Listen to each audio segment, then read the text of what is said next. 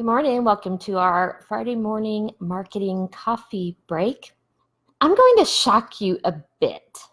Website traffic doesn't always matter. And this is a topic that I get into a debate about with people relatively commonly.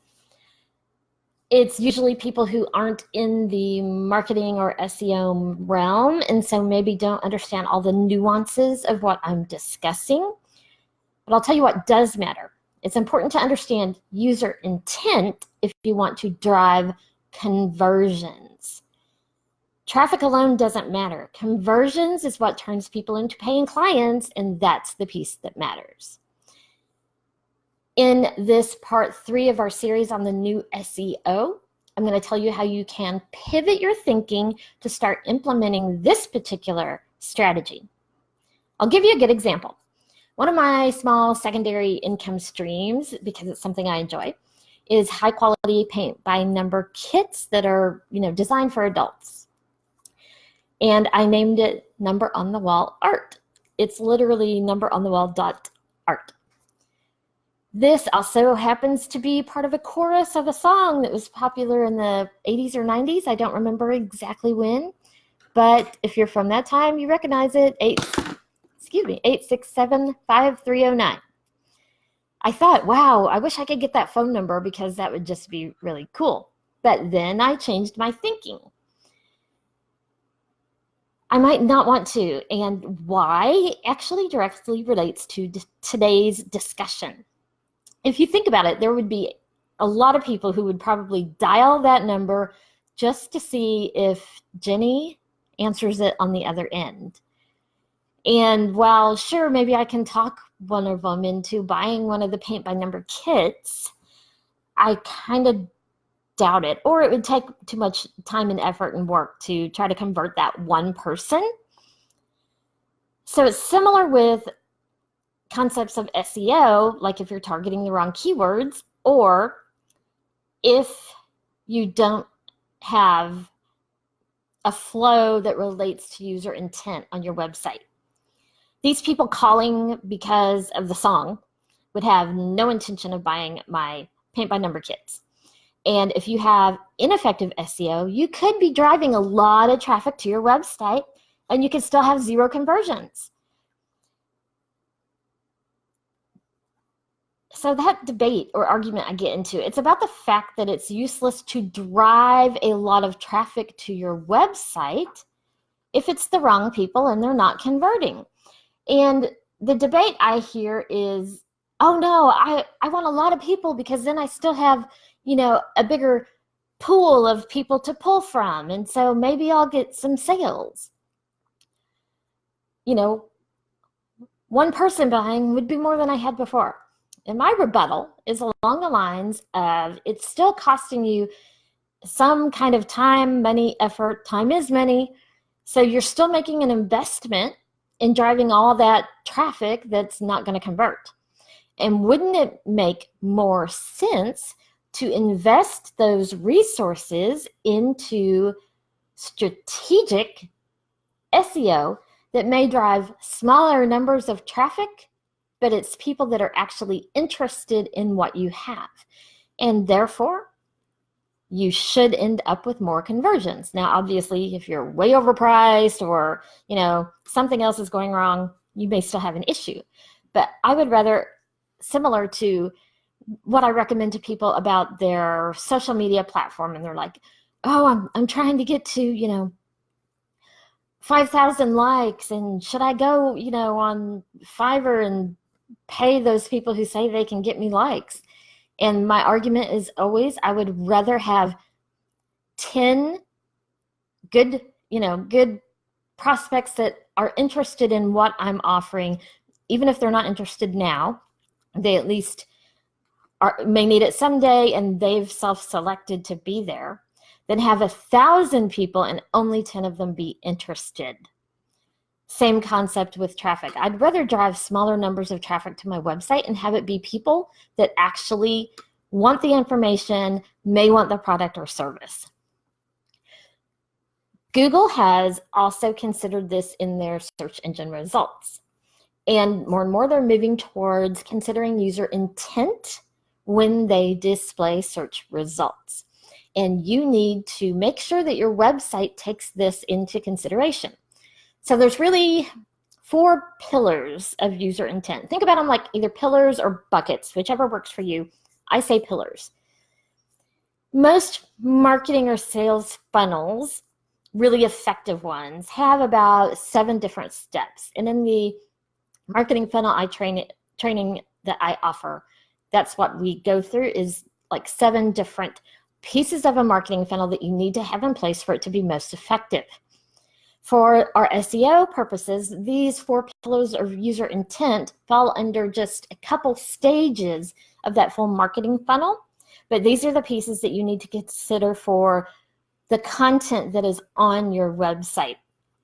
They are informational, navigational, commercial or actionable, and transactional. And that can be a little bit harder to consider. So think of them in more simple terms. Know, go, do, and buy. When someone is researching products or getting ready to purchase your product, they're in one of those 4 stages. Know, go, do, buy. We have a 4-step user intent SEO strategy that we implement and that we teach. You want to consider your business and specifically your website and content, and think about how all of that content on your website may fall into one of those 4 different stages of user intent in those 4 different pillars. Then you want to look at your website content. So our 4 steps are: step 1, you want to print out a list of all the pages on your website, drop them into Excel. That's probably an easy place to do it. Then you can make notes, or if you want to print it out, make notes on paper and kind of just cross through as you do it. If you have a really large website, obviously you're not going to be doing all in one sitting, and it may look overwhelming if you have, 1,000 pages or posts or more. But go ahead and print it all out, because you're going to be just working through it a section at a time, what you can go through. Categorize each page. So you want to look at the content on that page and determine which one of those 4 pillars it falls into. And you're going to have pages that have some overlap. This page here, maybe it's both informational and, you're trying to get them to buy. But for the most part, you want to pick just one pillar for each page. And as part of this process, you might find where you have gaps. So ideally, after you've gone through all the pages and categorized them, you can go back and look at, is there any one of those 4 pillars that I'm missing, or that maybe there's not enough of, or is there one that there's plenty of and I don't need to add that type of content? Then you want to start going through, edit each page. This is step 3. Edit each page and make it even more aligned with that particular pillar, and just go one page at a time. You also want to either edit the existing call to action, or if there isn't an existing call to action, you definitely need to add one. And you want a call to action that bridges from the pillar that it is to the next one. So for example, a no page is informational. This is at the point when a customer or prospect has just figured out that they may have a problem, and they're researching. They may not even have decided that they need to, make a purchase related to that problem, but they're researching and just gathering information. A perfect bridge then is you need to somehow take them to a go page. So you want to think of it as maybe learn more.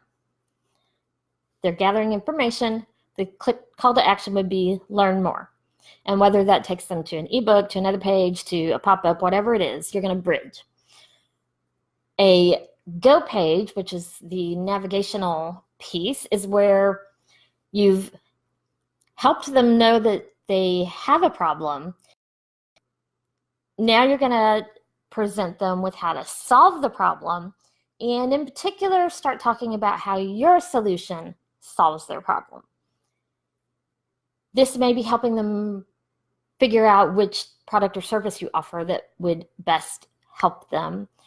Actually connecting to categories of products on your website. Or maybe if you have physical locations, maybe they're starting to look at which one is closest to the area that they need.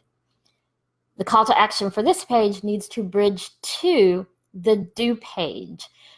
This is where they are starting to do some kind of action, actional page, commercial page. They are getting ready to undertake commerce, but they're not yet at the buy stage. Maybe they're clicking on the product to add it to their cart, or they're calling your office to make an appointment. You've taken them through information, you've taken them through finding which product or service will be their solution, and now they're bridging the gap between that and transaction. So that call to action, take that into consideration. You want to get them to the buy stage, and that could be they're checking out on your website, somehow else completing a transaction. And then step 4 is you're going to go through this process again. You don't need to reprint all the pages on your website, but go back to your list and pick the next section of pages and go through it again, categorize each page, edit the page to make it more focused on that stage of user intent and to have an appropriate call to action that bridges them to the next stage. A couple other important items to consider when you're talking about kind of this optimizing your content for this user intent SEO strategy. It's a little bit more new that Google is actually looking at this. And you've paid attention in the past year or so. You do a search, and sometimes Google will tell you under the URL and the search result they give you, you last visited this page on. Or you'll have that with a page you last visited, but it's showing you some headings of different pages that may apply to what your search is now. So most people search when they're at that informational stage. They're searching for, I'm just starting to think I may have a problem, and they're gathering information. So you'll have pages on your website that relate to that. That would be the first thing that somebody visited. Then when they're ready to go to the go stage, when they're doing their search, it's going to come up and say, you last visited this page on. Because Google is understanding that more and more, that's why it's even more important. So not all websites, if they've been around for a couple years, have all of these strategies in place, and that's why you need to do it. Also keep in mind, you want to make sure you have some type of call to action on every page of your website, and that goes beyond simply having, a phone number and email address at the top or footer or sidebar or something. You need to actually tell them what to do. This isn't Wendy's. You can't build it and they will come. Hopefully they will come. But when they do come, you need to not rely upon them to figure out what the next step should be and where to find that step on your website.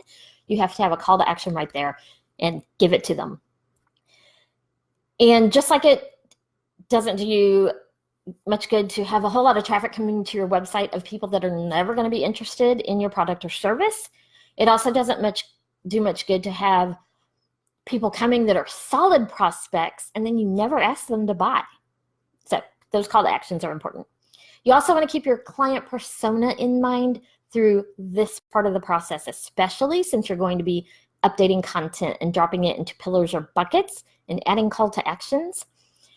How do they search? How do they prefer to consume content? What type of information do they need to help them make a decision? You need a solid understanding of your client base, and a client persona will help you do that. If you're ready to have some hands-on assistance implementing these strategies for the new SEO that we're talking about, visit the website you'll see an opportunity to learn more about our new SEO Accelerator.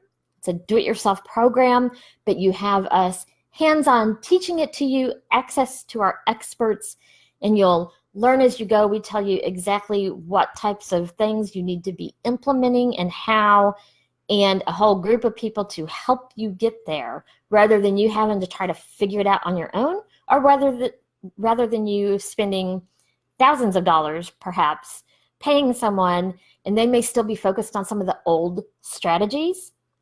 And implementing these things can really help you get some good results. So visit the website at vickiwoo.us. The link to the page with the exact program where you can get more information, I'll drop that down in the comments. And as always, if you have questions about this or other marketing questions, you can visit the website and ask us a question. You can drop your question in the comments, and we will either get back to you and answer, or we will discuss your question on one of our upcoming posts. We will see you next week. While you're here, check out our other videos and subscribe to our channel so that you never miss the latest marketing tips.